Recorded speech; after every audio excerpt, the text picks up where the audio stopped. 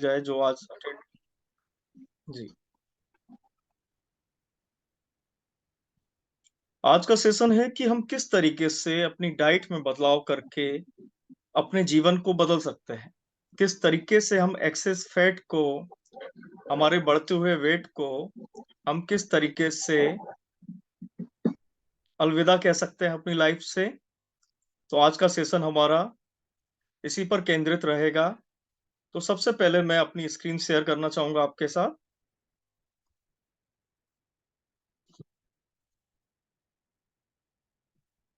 Weight control in natural way.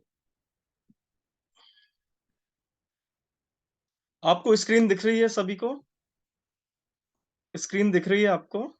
Chat में मुझे कोई भी एक व्यक्ति बता दे।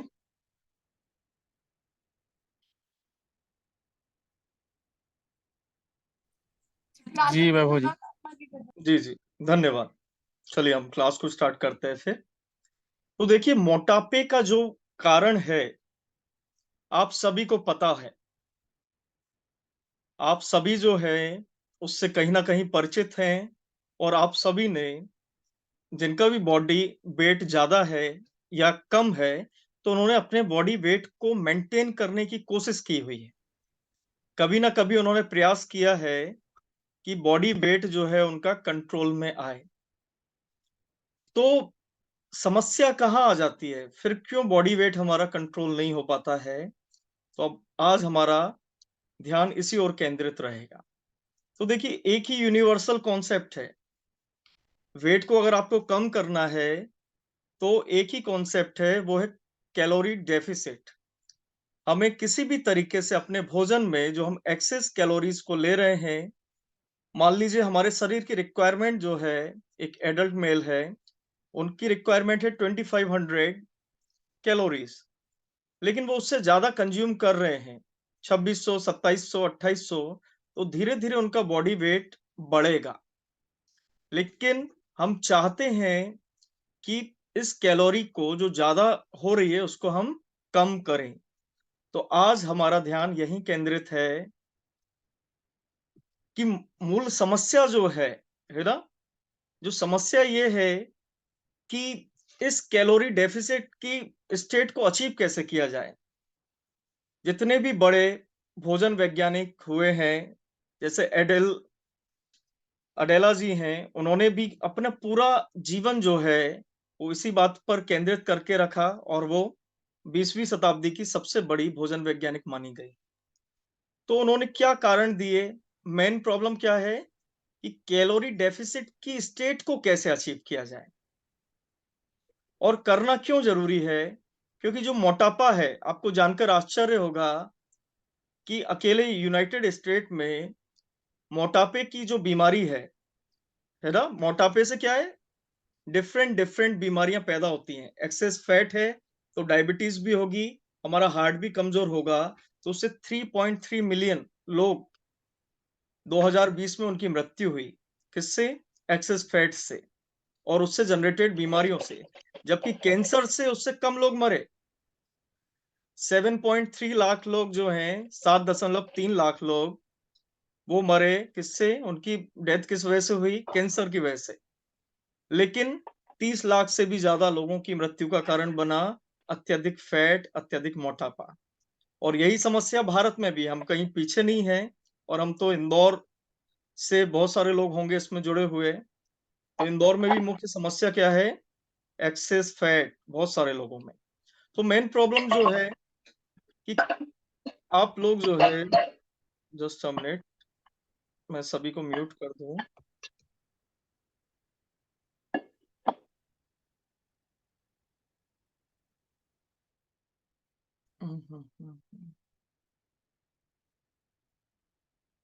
कृपया किसी का जो है ना अनम्यूट है, उसको म्यूट कर लें।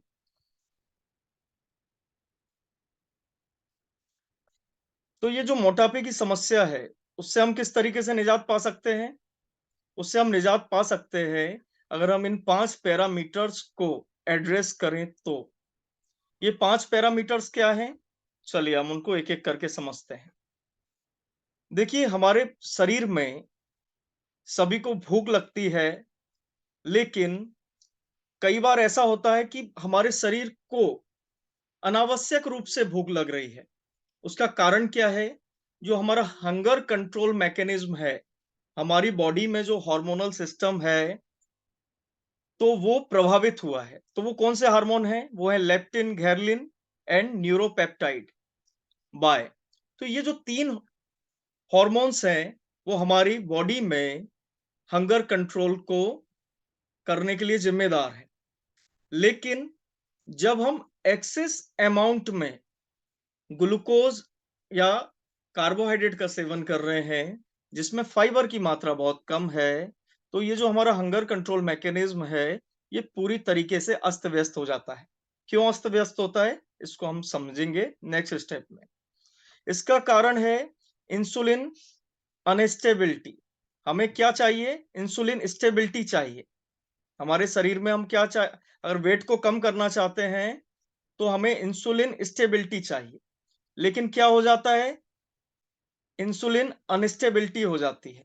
तो ये अनस्टेबिलिटी का कारण क्या है?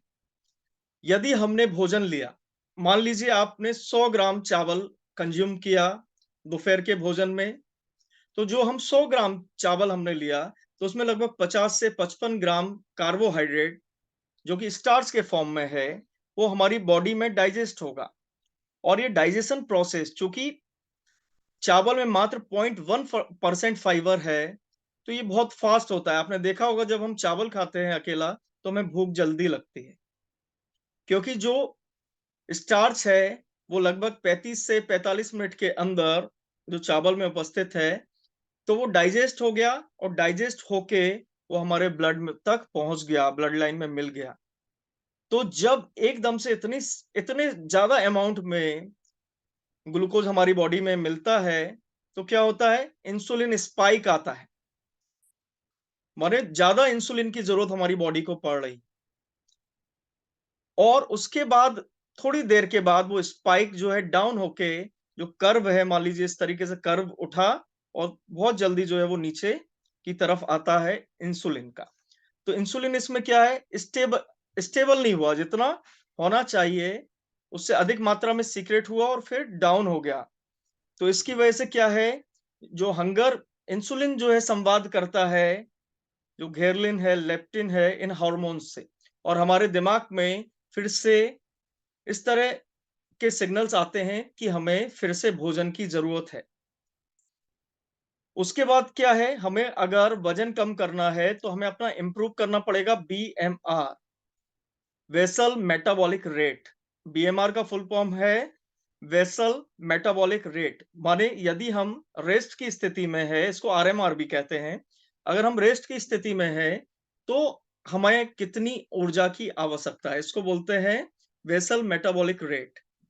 तो अगर ये मेटाबॉलिक रेट को हमें इम्प्रूव करना है, तो उसके लिए ज़रूरी है कि इंसुलिन स्टेबल हो, तभी तो पाचन ठीक तरीके से होगा। अगर एक स्पाइक आया, फिर डाउन आया, फिर स्पाइक आ रहा है, तो हम दूसरे पाथवेज जो हैं, एनाबॉलिक पाथवेज उन्हें बोला जाता है, हमारी बॉडी में ज़्यादा से ज़्यादा वसा, फैट जिसे हम बोलते हैं, फैटी एसिड्स, ट्राइग्लिसराइड, कोलेस्ट्रॉल, तो इनका प्रोडक्शन हमारी बॉडी स्टार्ट कर देती है, हमारे शरीर को की ज़रूरतों की जगह क्या कर रही है वो? दूसरे पाथवेज स्टार्ट कर दे रही है, जो हमारी बॉडी में कई तरह के फैटी कंपाउंड्स बना रहे हैं और ये फैटी कंपाउंड्स एडिपोज टिश्यूज में स्टोर होते जाते हैं और हमारा फैट जो है, फैटी टिश्यूज जो हैं, उनके अंदर फैट का एक्यूमुलेशन होता जाता है। ये किस कारण से हो रहा है? हमारी हंगर भी अनकंट्रोल है ना? हम बार-बार खाना खा रहे हैं। आपने देखा होगा लॉ ऑफ इनर्शिया, कोई चीज़ को अगर हमें स्टार्ट करना है, तो बहुत ज़्यादा उसमें एफर्ट लगाना पड़ता है या किसी चीज़ को रोकना है, तो उसमें भी बहुत ज़्यादा एफर्ट लगाना पड़ता है। लेकिन जो चीज़ गति में है, वो गति में ही रहती है, जो रुकी हुई है, वो रुकी हुई रहती है। इसी तरीके से यदि हमारे शरीर में फैट बनाने का पाथवे स्टार्ट हो गया है, तो वो चालू ही रहेगा।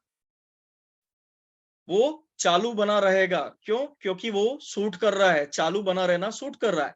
तो बार-बार सिग्नल भेजता है कि भूख लगी है, हम फिर से खाना खाते हैं और फिर से जो है एक्सेस अमाउंट में जो ग्लूकोज और जो भी न्यूट्रिशन अवेलेबल है वो फैट टिश्यूज में कन्वर्ट हो जाते हैं। क्या आप समझ पा रहे हैं लीना जी? मैं फिर से एक बार और एक्सप्लेन करता हूं दीदी, कि जो हमने एक्सेस अमाउंट में खाया है ना, तो वो क्या हुआ, फैट का उसने पाथवे स्टार्ट कर दिया। फैट का पाथवे स्टार्ट होने से क्या हुआ कि हमें दोबारा से भूख लग गई, हमारे हार्मोन भी अनस्टेबल हो गए और हमारा जो बीएमआर रेट है वो भी जितना होना चाहिए उससे नीचे पहुंच गया, क्योंकि उसे पचाना चाहिए था हमारे फैट को, लेकिन उसकी जगह वो सिंथेसिस कर रहा है। जब हम लो फाइबर, क्योंकि देखिए प्रोटीन की बहुत मार्केटिंग हुई है, क्योंकि प्रोटीन सूट करता है बड़ी बड़ी मल्टीनेशनल कंपनीज को कि वो उसे बेचें और उसे बेचकर मोटा मुनाफा खाएं, कमाएं। आप देखिए एक किलो का वे प्रोटीन आपको समवेयर 1500 टू 3000 आपको मार्केट में मिलेगा 2 पाउंड का, तो उसे बेचने में बड़ी सहूलियत है। लेकिन जब आप प्रोटीन को कंज्यूम कर रहे हैं, उसके अंदर भी फाइबर कंटेंट नहीं है, और हम कार्बोहाइड्रेट जो भोजन कर रहे हैं उसके अंदर भी जो है फाइबर कंटेंट नहीं है, तो जो एक्स्ट्रा अमाउंट में प्रोटीन है और ये कार्बोहाइड्रेट है, ये उल्टा हमारी किडनी पर गलत असर डालता है। एक्सेस अमाउंट में प्रोटीन कंजम्पशन जो है वो हमारे शरीर पर उल्टा असर डाल रहा है। क्यों? क्योंकि हमारे फूड में फाइबर नहीं है। अब इन सब में हुआ क्या, इन सब में हुआ ये कि हमारी सारा जो ग्लैंड्स हैं वो सिस्टम बिगड़ गया, हमारे हॉर्मोन्स जो हैं अनस्टेबल हो गए, अनबैलेंस्ड हो गए। जैसे हाइपोथैलेमस ग्लैंड है, वो हमारे वजन को भी कंट्रोल करती है और साथ में हमारे बॉडी टेम्परेचर को भी कंट्रोल करती है। लेकिन चूंकि हमारा सारा सिस्टम जो है गड़बड़ हो जाता है, उस वजह से हमारा बॉडी का जो ऑप्टिमम टेम्परेचर है वो हम अचीव नहीं कर पाते। बहुत से लोगों को ज्यादा ठंड लगती है, किसी को गर्मी लगती है। तो ये क्या कारण है? ये हार्मोन जो इम्बैलेंस क्रिएट हुआ है उसके कारण है। और जब तक हम इन पांचों चीजों को ठीक नहीं करते हैं, हमारा वेट जो है वो आइडियल वेट में नहीं आएगा। हम या तो हमारा वजन बहुत ज्यादा रहेगा या बहुत कम रहेगा, क्योंकि हमारी बॉडी एफिशिएंटली वर्क नहीं कर रही है। मैं दोबारा से एक बार रिपीट कर दूं, हमारी बॉडी में कैलोरी डेफिसिट तभी होगा जब हमारी हंगर जो है, भूख जो है वो कंट्रोल में रहे, हमारा इंसुलिन स्टेबल रहे, हमारा बीएमआर माने वेसल मेटाबॉलिक रेट जो है वो इम्प्रूव्ड हो, गट हेल्थ हमारे आंतों की का स्वास्थ्य सही हो।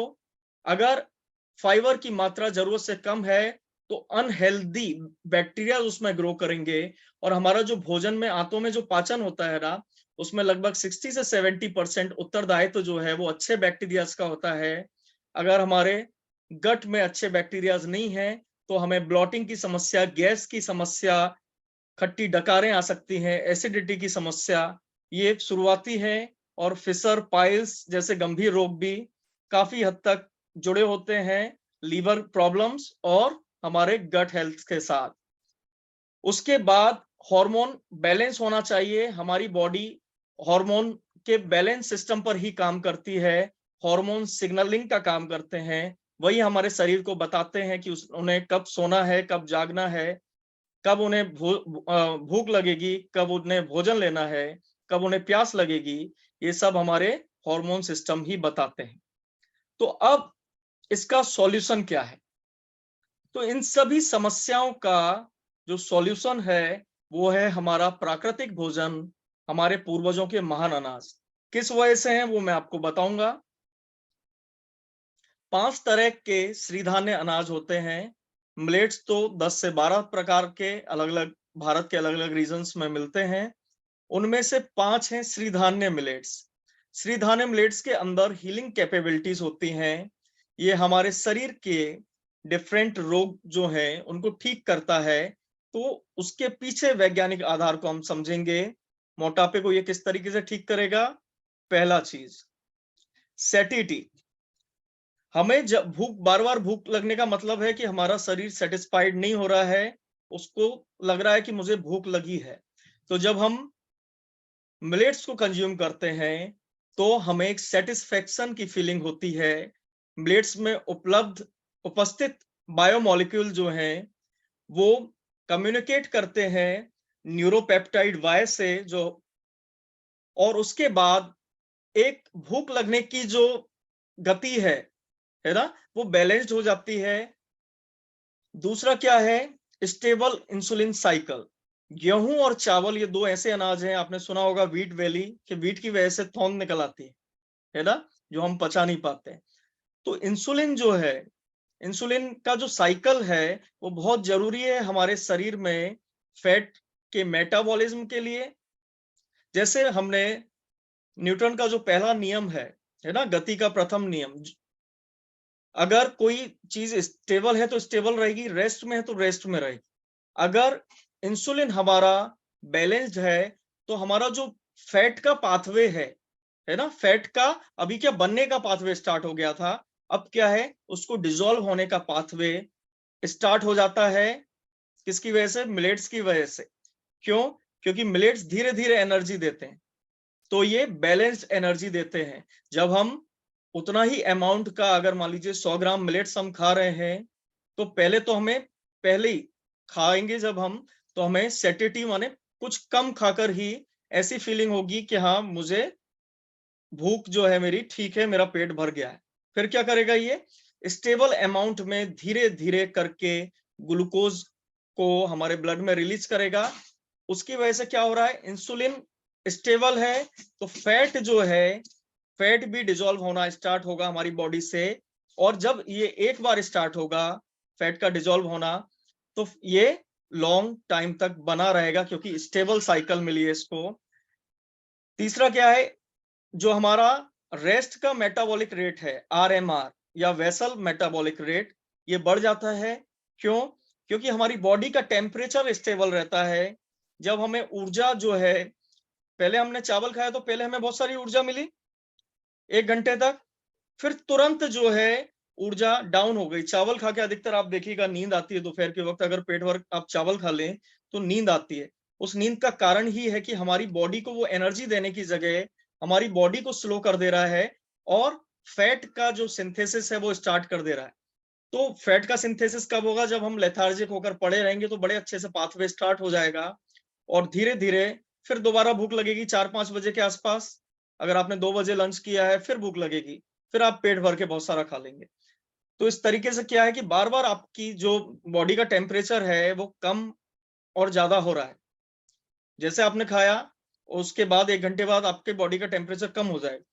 तो इससे क्या है, हमारा आरएमआर जो है वो घटा हुआ रहता है। जबकि जब हम मिलेट खाएंगे तो हमारा आरएमआर इंक्रीज हो जाएगा, एक स्टेबल रहेगा। तो उससे हमारी ऊर्जा जो है वो भी बढ़ेगी, और साथ में हमारा बॉडी वेट भी घटेगा। Improved gut health. पांचों जो मिलेट हैं, सिरिधान्य मिलेट, उनके अंदर 8 से 12% फाइबर होता है। गेहूं में 0.5% और चावल में 0.1% फाइबर है। तो जब हम इतना अधिक फाइबर, जो कि हमें रिक्वायरमेंट है, 30 से 35 ग्राम फाइबर होना चाहिए हमारे भोजन में, लेकिन मुश्किल से 15 ग्राम फाइबर होता है। तो जब हम 30 से 35 ग्राम फाइबर को कंज्यूम करते हैं मिलेट के थ्रू, सब्जियों के थ्रू, फलों के थ्रू, तो हमें बैलेंस जितना भी फाइबर चाहिए वो मिल जाता है। तो इससे जो गट हेल्थ है, जो गुड बैक्टीरियाज हैं, वो हमारी आंतों में ग्रो करते हैं, हमारे भोजन का पाचन सिस्टम सुधर जाता है। तो इससे क्या है, इससे भी हमें फैट को डिसॉल्व करने में मदद मिलती है। साथ ही स्टेरॉइड्स का प्रोडक्शन हमारी आंतों में होने लगता है। कई तरह के बायोमोलिक्यूल्स का प्रोडक्शन होता है, जो हमारे हार्मोन्स को बैलेंस करता है। हमें जिन हार्मोन्स के कारण भूख लगती है, लेप्टिन है, उसको वो बैलेंस करेगा, जिससे हमें हंगर की फीलिंग बार बार नहीं हो, इंसुलिन हमारा स्टेबल रहे। तो इस तरीके से हमारे हार्मोन्स को एक बैलेंस मिलता है, चेक एंड बैलेंस। इंसर्टेन हार्मोन की एक्टिविटी बढ़ती है लीवर में, जिससे वो आसानी से एक्स्ट्रा ग्लूकोज को स्टोर करके रखता है, और फैट के सोर्स से भी एनर्जी रिलीज होती रहती है। तो ये 5 जो चीजें हैं, उनको हम अचीव कर सकते हैं मिलेट्स को अपने आहार में जगह देकर। अगर आप लोग दिन भर मिलेट नहीं खा सकते तो मैं आपको सलाह दूंगा कि आप कम से कम रात के टाइम एक समय मिलेट्स को जरूर कंज्यूम करें, क्योंकि अगर आप रात के समय मिलेट को कंज्यूम करते हैं, उसका दलिया, उसका चावल या फिर उसकी रोटी, कुछ भी जो आप अपने स्वाद अनुसार बना सकते हैं, पुलाव है, दलिया है, कर्ड राइस है, अभी तो गर्मी आने वाली है, तो अगर आप शामिल करते हैं तो जो रात को हमारा, क्योंकि हम आराम करते हैं रात को मोस्टली ना, और हम भरपेट भोजन करके अगर हम सो रहे हैं तो वो हमारे लिए ज्यादा नुकसानदेह है। और मैं आपसे कहूंगा कि आप मिलेट्स को अपनाइए, तीनों समय के भोजन में शामिल करिए, आपको बहुत ही सेटिस्फेक्शन और अच्छा फील होगा, आपकी ऊर्जा का लेवल बढ़ जाएगा।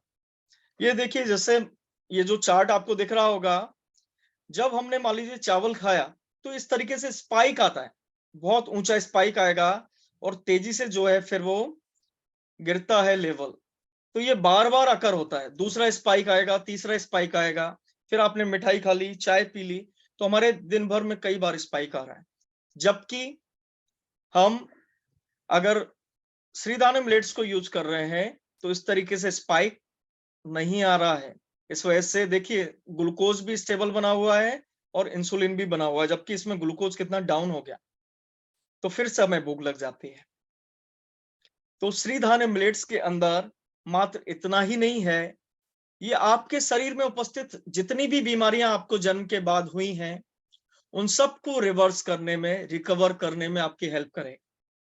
भले ही यूरिक एसिड हो, कोलेस्ट्रॉल हो, फैट से रिलेटेड जो हमें प्रॉब्लम्स आती हैं, ट्राइग्लिसराइड बढ़ा हुआ रहता है, हमारी जो किडनीज हैं उन पर भी असर पड़ता है।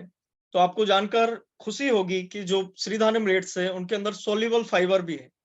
सोल्यूबल फाइबर क्या करता है, हमारे ब्लड में घुलनशील होता है, अतिरिक्त कोलेस्ट्रॉल और जो भी एंटी न्यूट्रिशंस हैं हमारे रक्त में उपस्थित पॉइजनस कंपाउंड्स हैं उनको बाइंड कर लेता है। और जब हम यूरिनेट करते हैं तो यूरिनेशन के समय वो निकल जाता है, किडनी से को फिल्टर करने में ज्यादा मेहनत नहीं करनी पड़ती है।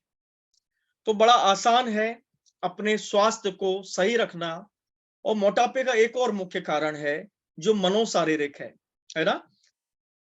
ये तो हो गया भोजन के कारण, दूसरा मनोशारीरिक है और वो है स्ट्रेस, तनाव। आज की जो जीवन शैली है उसमें सबसे ज्यादा जो बदलाव हुआ है वो यही बदलाव है कि हम हमारे जो पूर्वज थे उनसे ज्यादा चिंतित रहते हैं, ज्यादा तनाव युक्त रहते हैं। तो हमें स्ट्रेस मैनेजमेंट के लिए भी मैं आपको एक बहुत अच्छी टेक्निक बता रहा हूं। जब भी आपको स्ट्रेस लगे, दिमाग आपका नहीं चल रहा है, आपको बड़ी परेशानी फील हो रही है, अनइजी लग रहा है, भारी लग रहा है, तो आप इसको जरूर करें। देखिए, योगा के हिसाब से हमारे दो स्वर हैं, है ना। राइट नोस्ट्रिल को जो बोला जाता है, अगर उससे श्वास चल रही है तो उसे बोला जाता है सूर्य स्वर। और लेफ्ट नोस्ट्रिल से जब सांस चलती है तो उसे बोला जाता है चंद्र स्वर, है ना।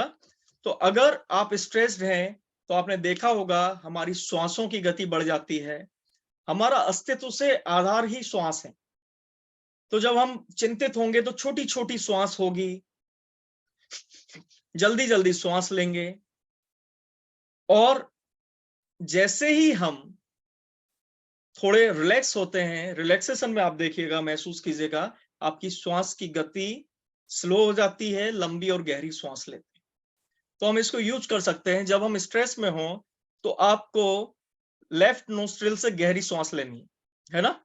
आपको हो सकता है लेफ्ट नोस्ट्रिल बंद ही हो उस समय, तो थोड़ा सा आप प्रयास करेंगे तो लेफ्ट नोस्ट्रिल चालू हो जाएगा। इसे आप दोहराएं सभी लोग, अपने अंगूठे को राइट नोस्ट्रिल पर रखें, लेफ्ट नोस्ट्रिल से श्वास भरें और धीरे धीरे राइट नोस्ट्रिल से छोड़ दें, है ना। इस प्रक्रिया को जब भी आप स्ट्रेस में हो आपको 15 से 20 मिनट दोहराना। इसे हम कहते हैं आयुर्वेद और योग की लैंग्वेज में इसे बोलते हैं चंद्र नाड़ी को एक्टिवेट करना, चंद्र भेदी प्राणायाम, है ना। इसको आप करें, ये आपको काफी रिलैक्स करेगा, सुबह की शुरुआत आप चंद्रभेदी प्राणायाम से भी कर सकते हैं। ये आपको शांत रखेगा, आप अपने जीवन में बेहतर तरीके से डायबिटीज को, मोटापे को या अन्य बीमारियों को मैनेज कर पाएंगे।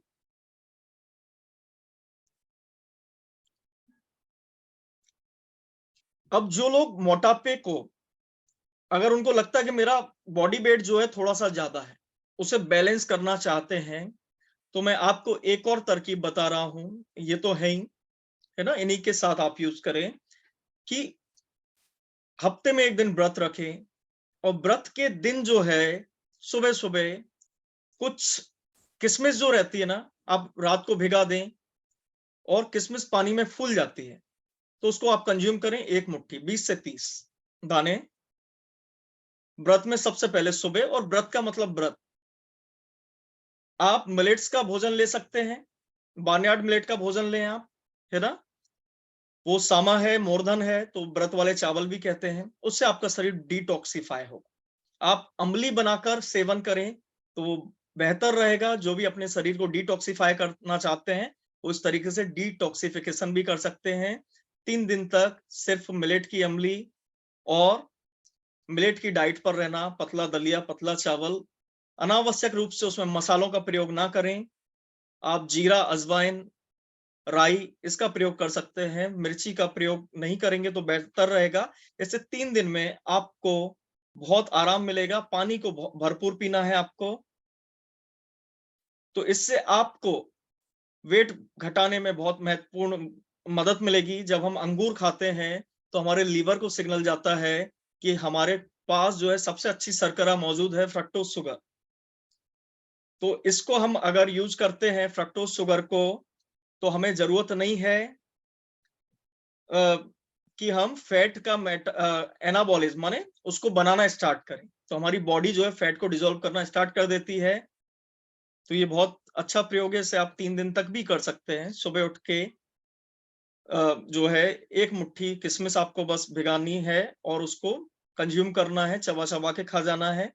तो इससे हमारे लीवर में जो सिग्नल जाता है वो ये जाता है कि हमें फैट मेटाबॉलिज्म माने सिंथेसिस पार्ट स्टार्ट करने की जरूरत नहीं है, हम उसे डिसॉल्व करना स्टार्ट करें, क्योंकि हमें अच्छी शुगर मौजूद है। आप लोग फाइबर भरपूर लें और प्रोटीन के अंधे चक्कर में ना पड़े। हमारे पास बहुत सारे सोर्स हैं, आप मूंगफली, पीनट का यूज करें, आप यूज कर सकते हैं सोयाबीन की बरी का। सोयाबीन को डायरेक्ट कंज्यूमेबल नहीं है, अगर आप उसको पिसाते हैं तो कृपया जो है उसको धुल के, भिगा के, सुखा के अपने गेहूं में पिसाएं, प्रोटीन उसमें भी काफी अच्छी मात्रा में है। वे प्रोटीन आप लें, लेकिन अनावश्यक रूप से बहुत ज्यादा महंगे प्रोटीन की जरूरत नहीं, हमें अच्छे फाइबर्स की जरूरत है। दालों और बीन्स में अच्छा खासा प्रोटीन उपलब्ध है। तिल बहुत अच्छा सोर्स है प्रोटीन का, राजगिरा बहुत अच्छा सोर्स है प्रोटीन का, तो आप इसे कंज्यूम करें। इसके अलावा चाय में जो हम चीनी यूज करते हैं, उसको आप कोशिश करें कि ऑर्गेनिक गुड़, या सबसे अच्छा जो सोर्स डॉक्टर खादरवल्ली सर ने बताया है वो है ताड़ का गुड़, या कोकोनट गुड़, या खजूर जैगरी, कोकोनट शुगर, इनका आप यूज करेंगे तो इनको भी डाइजेस्ट होने में 2 से 3 घंटे का समय लगता है, तो ये स्पाइक नहीं बनाते हैं, तो वहां भी आपको फायदा मिलेगा।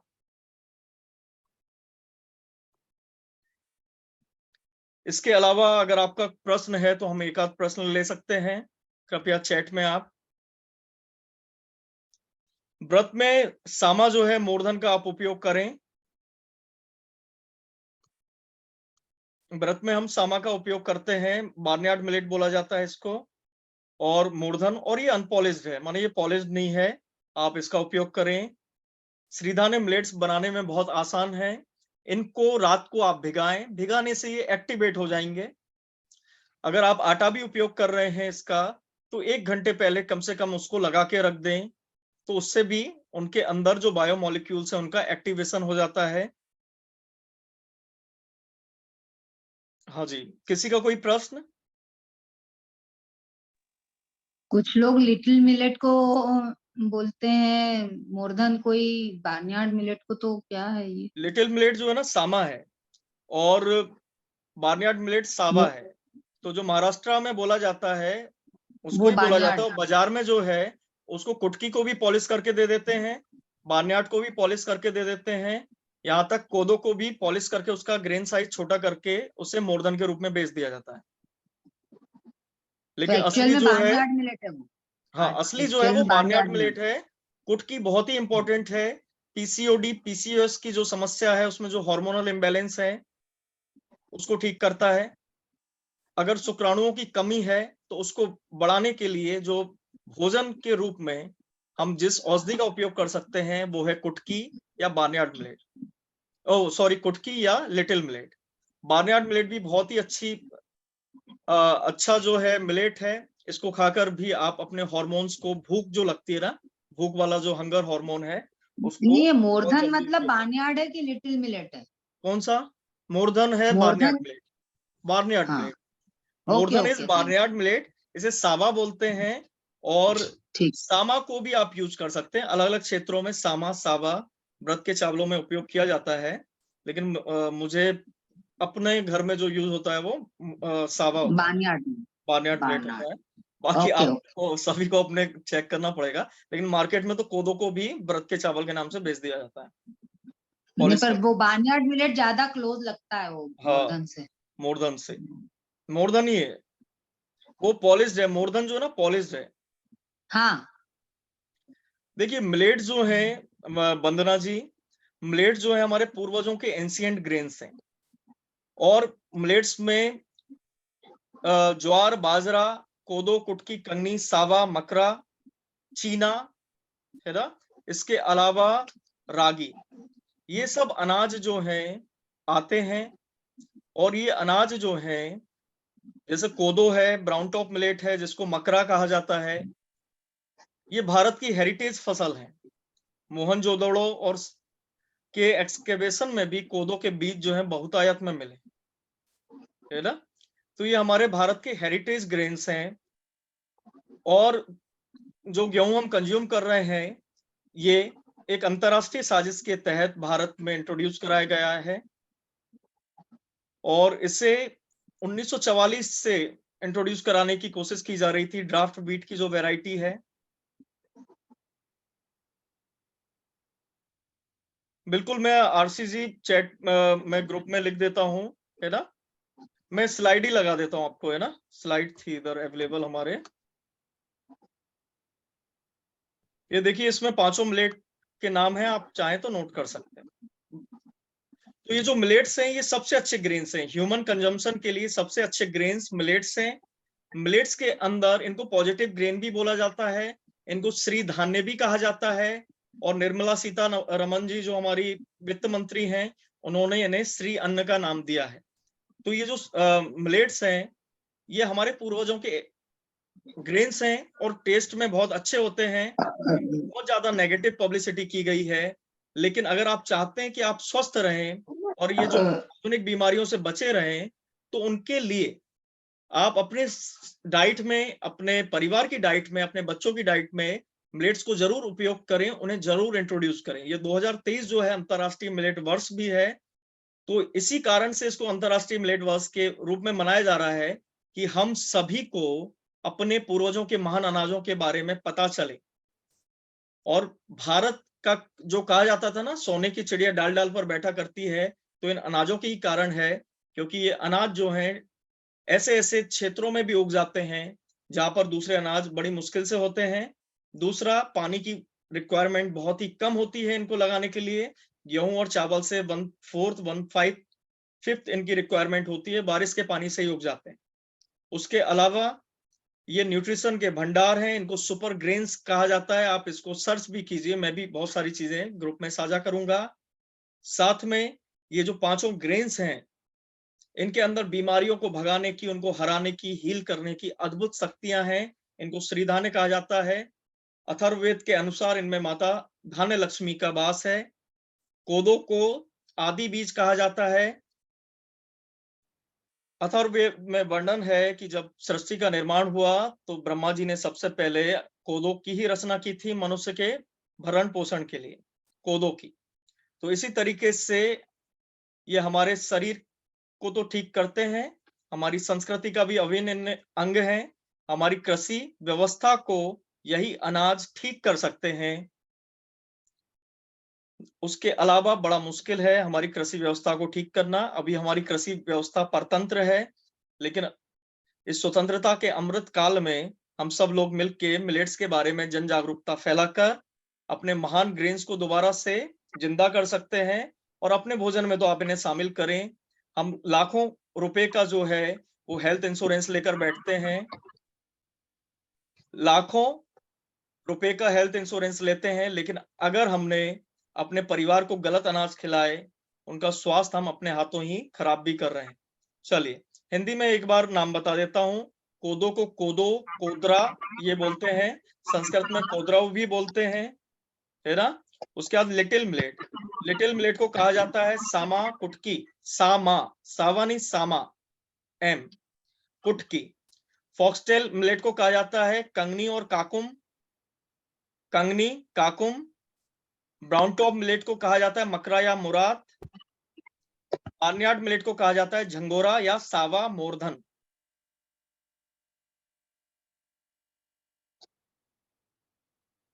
बिल्कुल, बिल्कुल। रश्मि जी, जो बेड पर भी हैं, कैसे भी पेशेंट हैं, उनको फ़ायदा मिलेगा, लेकिन आप उन्हें अम्ली के फॉर्म में इसको खिलाएँ, है ना? अम्ली के फॉर्म में खिलाएँ और मैं ग्रुप को ओपन करूँगा, आप अपने-अपने अनुभव ग्रुप में डालें और जो प्रश्न है वहाँ पे आप लिखें, मैं वहाँ पे उत्तर दूँगा। अब हमारा सेशन जो है, आज मैं इधर ही समाप्त कर रहा हूँ। आप ज़रूर अपनी प्रतिक्रिया दें, आपको सेशन कैसा लगा, जानकारी कैसी लगी, जिससे और भी ग्रुप मेंबर्स को पता चले और मैं इसकी रिकॉर्डिंग आप सभी को